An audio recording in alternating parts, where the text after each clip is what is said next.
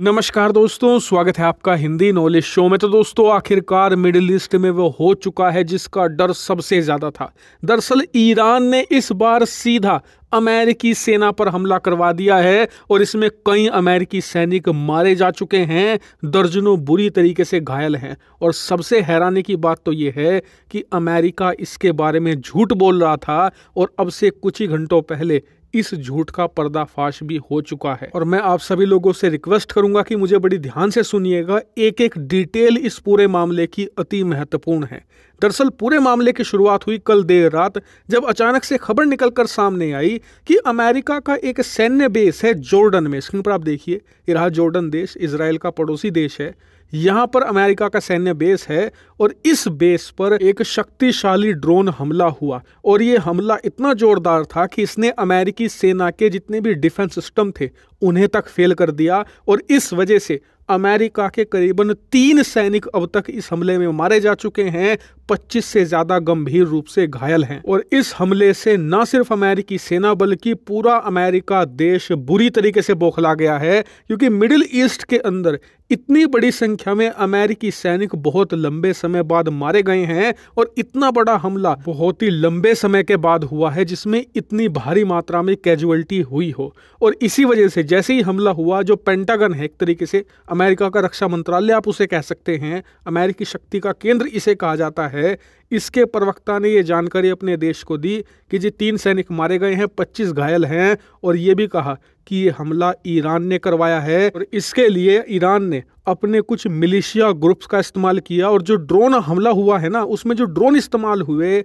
वो भी ईरानी मेड थे। और इतना ही नहीं, जैसे ही ये हमला हुआ, अमेरिकी सेना इस हमले का बदला लेने की तैयारी में जुट चुकी है। 12 घंटे से ज्यादा इस हमले को हो चुके हैं और रिपोर्ट लेटेस्ट ये है कि अमेरिकी सेना ने अपने राष्ट्रपति के सामने कई ऑप्शन रखे हैं कि किस प्रकार से वो कहां कहां पर जवाबी कार्रवाई करके बदला ले सकते हैं ईरान से। इसमें एक ऑप्शन डायरेक्टली ईरान के अंदर स्ट्राइक करने का भी है। और अगर ऐसा होता है, ईरान के अंदर अमेरिका सीधी स्ट्राइक करता है, तो यकीन मानिए ये ईरान अमेरिका के बीच युद्ध का आगाज होगा, क्योंकि ईरान भी तैयार बैठा है 2-2 हाथ करने के लिए। वहीं अमेरिकी सरकार पर दबाव बढ़ता जा रहा है कि ईरान पर सीधी कार्रवाई करो। इसके ऊपर आप देखिए, अब से कुछ ही मिनटों पहले डोनाल्ड ट्रंप ने बयान दिया है कि हमारी सेना पर जो हमला हो रहा है ना, वो जो बाइडेन की गलती है और राष्ट्रपति जो बाइडेन ने हमारे देश की सुरक्षा, हमारे सैनिकों की सुरक्षा को ईरान के सामने सरेंडर कर दिया है। इस वजह से देश भर में अब जो बाइडेन के खिलाफ गुस्सा बढ़ता जा रहा है और जो बाइडेन पर भारी दबाव है कि इस हमले का बड़े से बड़ा बदला लिया जाए, ईरान को सबक सिखाया जाए। वहीं अमेरिका के चाहे सत्ता पक्ष के लोग हों, विपक्ष के लोग हों, हर एक सांसद ये मांग कर रहा है राष्ट्रपति से कि अब समय आ गया है कि हम ईरान को हिट करें, वो भी बहुत ही हार्ड तरीके से हिट करें और ईरान को फील हो कि उसने हमारे सैनिकों को मारकर कितनी बड़ी गलती करी है। लेकिन इस पूरे कांड में एक खेल और हो गया। खेल ये कि शुरुआत में अमेरिका ने कहा कि जॉर्डन में जो हमारा बेस है उस पर हमला हुआ है, लेकिन अब से कुछ ही घंटों पहले जॉर्डन की सरकार ने कहा कि हमारे देश में जो अमेरिकी सैन्य बेस है वहां पर हमला हुआ ही नहीं। दरअसल इस सैन्य बेस का कुछ हिस्सा मौजूद है सीरिया में। आप स्क्रीन पर देखिए मैप में, जो ये बेस है ना, ये ऐसा मानकर चलिए कि आधा पड़ता है जॉर्डन में, आधा पड़ता है सीरिया में। लेकिन अमेरिका ये क्लेम करता है ऑफिशियली कि हमारा कोई भी सैन्य बेस सीरिया में नहीं है, इसीलिए उन्होंने जॉर्डन का नाम लिया। लेकिन जैसे ही जॉर्डन ने क्लैरिफिकेशन दी, अमेरिका और घिर चुका है, क्योंकि किसी देश में सैन्य बेस ऑफिशियली अगर आपका नहीं है तो उसे इल्लीगल माना जाता है। तो यानी कि अमेरिका का जो इल्लीगल एयर बेस है यहाँ पर सीरिया के अंदर, उस पर अटैक हुआ है। और इसीलिए अब अमेरिकी सरकार अपने देश में घिर गई है कि आपने हमसे झूठ बोला, सीरिया वाले बेस पर आपका हमला हुआ था लेकिन आपने जॉर्डन वाला बताया।